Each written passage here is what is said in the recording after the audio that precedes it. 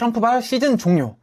트럼프가 당선된 이후 코인 시장은 정말 완전히 박살이 났습니다. 비트코인 마이너스 18%, 이더리움 마이너스 10%. 문제는 알트코인입니다. 리플 마이너스 42%, 솔라나 마이너스 52%, 도지코인 마이너스 68%, 에이다 마이너스 65%, 트럼프 코인은 마이너스 82%가 하락했습니다. 트럼프가 당선되었을 당시만 해도 코인 시장은 환희에 가득 찼습니다.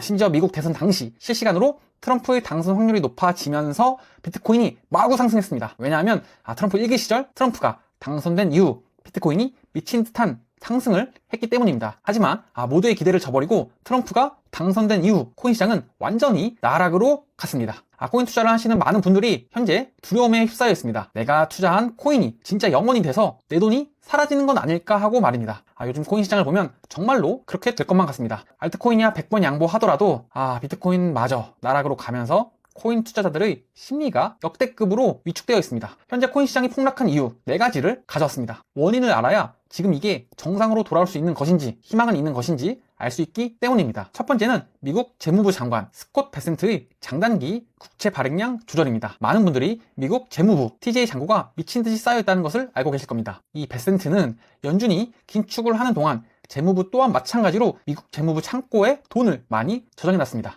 특히 단기 국채 발행량을 조절하면서 시장의 갑작스런 유동성 감소가 단기적인 자금에 영향을 많이 받는 비트코인의 하락을 유발시켰다는 분석입니다. 두 번째는 많은 분들이 아시듯 이 BOJ 일본은행에서 금리를 인상함으로써 투자 유동성이 메말랐기 때문입니다. 원래 일본은 역사적으로 0% 혹은 마이너스 금리를 유지해왔습니다. 직관적으로 일본의 엔화는 기축통화이기 때문에 많은 글로벌 기관들은 일본에서 엔화를 빌려서 S&P 500, 미국 채권, 나스닥, 비트코인과 같은 자산에 투자를 했습니다. 근데 이번에 일본에서 금리를 계속해서 올리게 되면서 이 빌린 돈에 대한 이자가 늘어나게 됐습니다.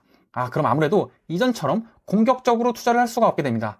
이러한 이유로 일본의 금리 인상으로 인해 엔캐리 트레이드 유동성이 메말랐기 때문에 현재 비트코인 시장이 아픈 상태를 지나고 있습니다. 세 번째는 모건 스탠리에서 MSCI 지수 퇴출을 근거로 한 스트래티지 주주 공격입니다.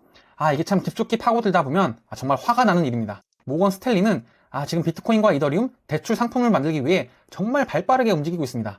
코인 관련된 기업들의 주식을 사들이고 본격적인 스테이블 코인 시장으로 들어오기 위해 미친 듯한 움직임을 보여주고 있습니다.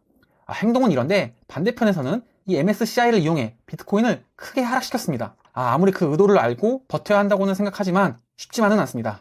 가끔 월가가 나오는 영화들을 보면 얘네가 얼마나 이기적이고 개인 투자자들을 무시하고 본인들의 이득을 위해서만 움직이는지 나오곤 합니다. 마치 영화 속 미국 월가에게 이 덤핑 물량을 받은 것 마냥 기분도 나쁘고 화가 나기까지 합니다. 이 마지막 네 번째는 금리 인하 명분을 만들기 위한 연준의 양적 긴축 막판 쥐어짜기와 연준 인사들의 매파적인 발언입니다. 특히 이번 금리 인하 FOMC 회의 결과를 보면 얘네도 정말 화가 납니다. 결국에는 금리 인하 찬성 10표, 반대 2표입니다. 앞에서는 그렇게 금리 인하하면 안 된다 했는데 결국에는 10대 2의 결과가 나왔습니다. 미국 또한 마찬가지로, 그리고 연준도 마찬가지로 인플레이션을 잡으면서 고용 그리고 GDP 성장률을 보면서 본인들이 의도한 대로 글로벌 시장을 움직이고 있습니다. 이렇게 현재 코인 시장이 폭락한 4가지 이유에 대해서 알아봤는데요. 지금 코인 시장에 참여한 우리 개인뿐만 아니라 전 세계 기업들도 모두 힘든 시간을 보내고 있습니다. 이 자료는 2025년 초에 여러 기관들에서 비트코인의 가격을 전망한 발표 자료입니다. 보시면 가격 전망은 죄다 failled라고 써 있습니다. 쿠코인 리서치에서는 비트코인 250K 실패, 톱리 또한 비트코인 250K 실패, 비트와이즈 비트코인 200K 실패, 바네크 비트코인 180K 실패입니다. 온체인 데이터를 보면 얼마나 코인 시장이 현재 위축이 되어 있는지 알 수 있습니다. 이 카피출레이션 매트릭이라고 코인 투자자들의 항복 지수를 나타내는 자료입니다. 과거 역사상 그 어느 때보다도 가장 큰 규모의 항복이 일어난 것을 알 수 있습니다. 조금 두려운 것은 이 과거를 보면 적어도 2번 혹은 3번의 항복이 있고 나서야 비트코인이 크게 상승했습니다. 지금 규모가 큰 것은 과거보다 코인 시장이 커졌기 때문이라고 생각을 합니다. 얼마나 극심한 항복이 나와야 이 코인 시장의 유동성이 다시 돌지 정말 알 수 없는 시기입니다. 반면 그래도 반가운 소식들도 있습니다. 이더리움을 가지고 있는 거래들의 숫자가 그 어느 때보다 미친 듯이 올라가고 있습니다. 가격은 떨어졌지만 이 하락 속에서 이더리움을 보유한 사람들의 숫자는 엄청나게 늘고 있습니다. 특히 지금 코인 투자를 하시는 많은 분들이 힘든 이유가 전 세계 자산시장 중에 코인만 안 올랐기 때문입니다. 여기에 알트코인을 붙이면 알트코인은 한 요 정도 정말 되지 않을까 싶은데요. 그렇게 보면 이걸 자산이라고 하는 게 맞나 걱정까지 되는 시기입니다. 특히 지금 금에 이어서 은과 팔라듐과 같은 원자재 가격이 정말 많이 올랐습니다. S&P 500과 나스닥 또한 조정을 마치고 다시 한번 최고가에 도달한 상황입니다. 말 그대로 이 포모가 극심하게 상반되는 시장입니다. 여러분은 어떻게 생각을 하시나요? 지금이라도 이 코인을 팔고 금이나 혹은 은이 앞으로 많이 오를 것으로 기대되기 때문에 이제 코인 팔고 금과 은에 투자를 해야 한다고 생각을 하시나요? 저는 개인적으로 지금 이 금 현물 주식을 팔려고 대기 중에 있습니다. 기관들은 내년에도 금 전망이 좋다고 하면서 연준에서 금리를 인하하면 달러가 하락할 것이기 때문에 이 달러의 대체 자산인 금이 더 오를 거라고 얘기하고 있습니다. 얘기를 듣다 보면 그런가 싶다가도 저는 그래도 금이 이제 비싼 가격에 왔기 때문에 욕심을 버리고 팔려고 합니다. 두 가지 이유가 있는데요. 일단 기본적으로 금은 경기가 안 좋을 때 오르는 자산이기 때문입니다. 지금은 실물 경기와 자산시장의 괴리가 엄청나게 벌어져 있는 상태라고 저는 분석을 하고 있습니다. 그래서 금이 최근에 가장 많이 올랐고 최근 미국의 GDP 성장률만 봐도 이제는 한풀 꺾이리라 보고 있습니다. 순환매 장이 시작될 것이라고 생각하기도 하는데요. 차트적으로 봐도 이렇게 쌍봉을 만들어주고 있다고 생각을 하고 있습니다. 이 차트는 비트코인의 글로벌 유동성과 비트코인의 가격을 나타낸 자료입니다. 비트코인은 앞서 말씀드린 현재 코인 시장이 떨어진 그 첫 번째 이유인 단기 유동성 부족 문제와 연결되는 자료입니다. 두 가지 관점이 있을 것 같네요. 글로벌 유동성 따위는 상관없이 이제 코인 시장은 망했다가 있겠고, 결국 비트코인은 이 글로벌 유동성을 따라갈 것이다 라는 관점이 있겠습니다. 여러분은 어떻게 생각을 하시나요? 전자이신가요? 아니면 후자이신가요? 저는 후자가 맞다고 생각을 합니다. 먼저 비트코인의 가격이 원인일까? 아니면 글로벌 유동성이 더 셀까? 그런 고민을 해봤을 때 결국 그 메이저 원인은 글로벌 유동성이라고 생각을 합니다. 여러 가지 이유에서 현재 비트코인이 아픈 상황이지만 결국에는 이 자리는 현재 매집의 기회라고 보고 있습니다. 이 바닥을 지나 비트코인이 당장 처한 문제들이 해결되면 이 장기적으로 글로벌 유동성을 따라 큰 폭의 상승이 오리라 생각합니다. 비트코인이야 그렇다 치고 알트코인은 어떻게 보냐라는 질문을 하실 것 같습니다. 비트코인이야 우상향하겠지만 알트코인은 망한 거 아니냐라고 생각하실 것 같습니다. 결국 알트코인의 움직임을 보려면 먼저 이 이더리움의 상태를 체크해 봐야 합니다. 최근 이더리움의 가격은 그렇지 못하지만 이 펀더멘탈은 계속해서 강해지고 있습니다. 이더리움의 거래 수수료는 지속적인 업그레이드를 통해 아주 저렴해진 상황입니다. 스테이블코인의 공급량이 최대치에 다다르면서 이 메인넷의 활동이 미친듯이 올라가는 상황입니다. 그럼 다시 질문이 생기는데요. 원래 코인 시장의 펀더멘탈은 항상 좋았다. 가격이 문제다 라고 생각하실 겁니다. 저도 동의합니다. 보시면 이더리움의 블록체인상의 트랜잭션은 역대 최고치를 기록할 것으로 예상되고 있습니다. 가격은 여전히 3,000을 넘기지 못하고 있지만요. 저는 이 블랙록과 톰리 비트마인이 하는 행동을 보면서 얘네가 일부러 가격을 누르는 게 아닐까라는 생각도 합니다. 최근 이 아이비트, 이 블랙록이죠. 에서 이더리움 스테이킹 ETF를 출시했습니다. 이더리움 ETF의 배당주라고 생각을 하시면 됩니다. 그리고 톰리는 이 비트마인을 통해 이더리움을 미친 듯이 모아가고 있습니다. 코인과는 어울리지 않게 이더리움 스테이킹 이자를 통해 연매출 몇천억의 회사를 만들어 가고 있습니다. 지금은 답답하지만 이 기관들이 본격적인 매집을 끝내고 나면 이기적인 상승장이 만들어질 때까지 우리도 매집을 이어나가야 한다고 생각합니다. 알트코인의 대장은 이더리움이 아니다, 리플이다 라고 생각하시는 분들도 계실 겁니다. 리플을 과하게 투자하시는 분들이 많아서 제가 이런 얘기를 하면 좀 악플도 달리고 싫어하실 것 같은데요. 그냥 있는 사실 그대로 말씀드리는 거니까 너무 기분 나빠하시지 않았으면 좋겠습니다. 이 리플의 아래 USD도 결국에는 이더리움 생태계로 확장해 나가고 있습니다. 전세계 금융 거래를 지배하겠다던 리플도 결국은 이더리움을 선택한 상황입니다. 리플 일부 유튜버 분들을 보면 리플이 전세계 금융 송금망을 장악할 것이다. 그래서 구독자분들도 리플의 스테이블 코인이 전세계 금융망을 언젠가 독점할 것이다 라고 말씀을 하십니다. 저도 그 꿈을 동의는 합니다만 이미 현실 세계에서는 그걸 이더리움이 다 하고 있습니다. 이더리움의 메인넷을 통해 USDC가 전세계 금융망을 이미 선점해 가고 있습니다. USDC는 월가의 든든한 백과 미국의 힘을 받아 뚫기 어렵다는 우리나라까지 이미 들어온 상황입니다. 종종 어떤 분들이 알트코인에 대한 가치 투자를 대입해서 말씀을 하시던데 저는 좀 동의하지는 않습니다.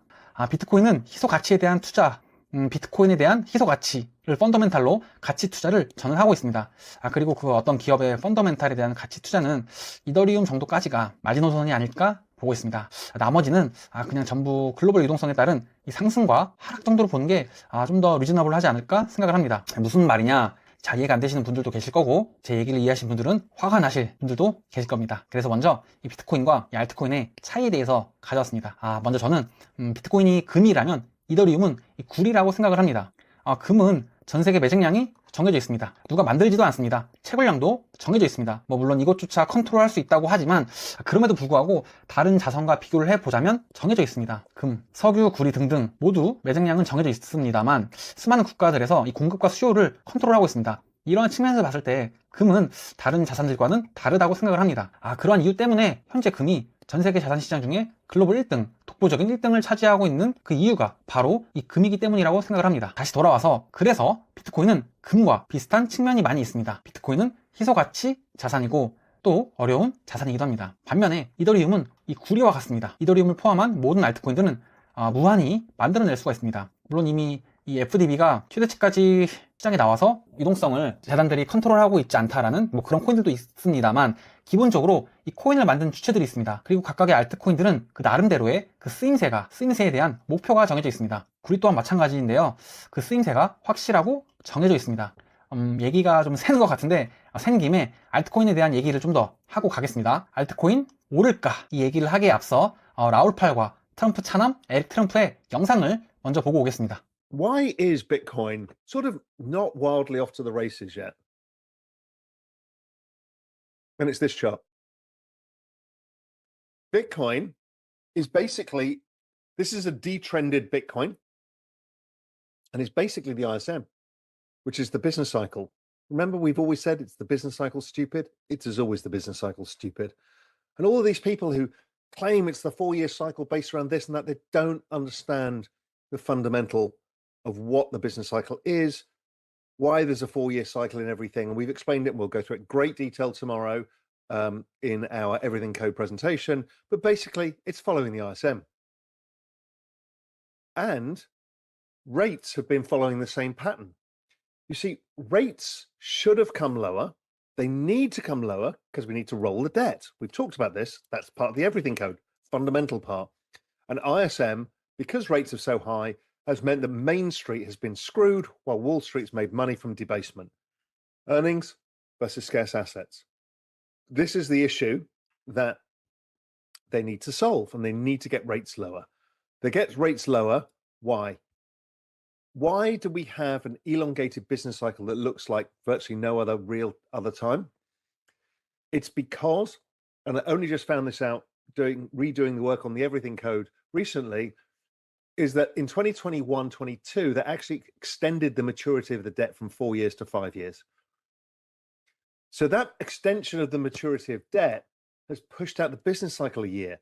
The 4-year cycle this time around is a 5-year cycle. We don't know what the next one will be until we see where they all end up getting refinanced, whether it comes back to 4 because they managed to get some stuff at the long end, or whether they shorten it because everything's in the short end. We don't know yet.